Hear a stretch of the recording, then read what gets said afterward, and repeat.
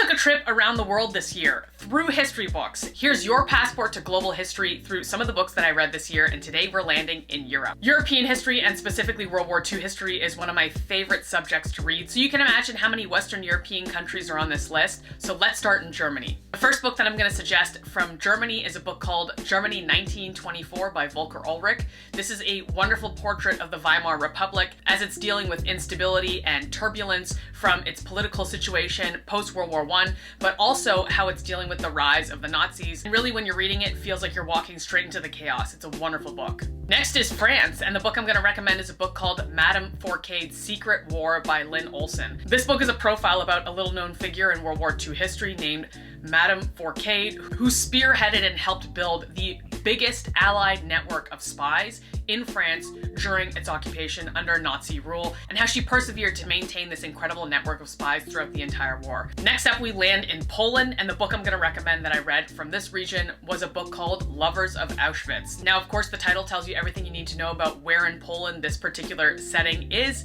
but the reason why I'm putting this on here is because it was actually a very surprising book, and it was engaging, and it gave you a lot of interesting information into the state of Poland during World War II, but also the story of these two lovers, how they fell in love in humanity's darkest place. And our final stop in Europe is the United Kingdom, and this book actually is split between Canada, the United Kingdom, and a little bit of the US, because this book is called Agents of Influence by Henry Hemming. And the reason why this book is split between 3 different places is because the entire book centers around a British campaign to drag the Americans into the Second World War through a media sort of propaganda campaign. It's an interesting way of looking at the early stages of the war when the British were really trying to get support from the Americans, and the kind of background ways that they were trying to make that happen. Next is going to be another continent, so stay tuned for the next segment of the 2025 Passports Through History series. I'll see you in the next one.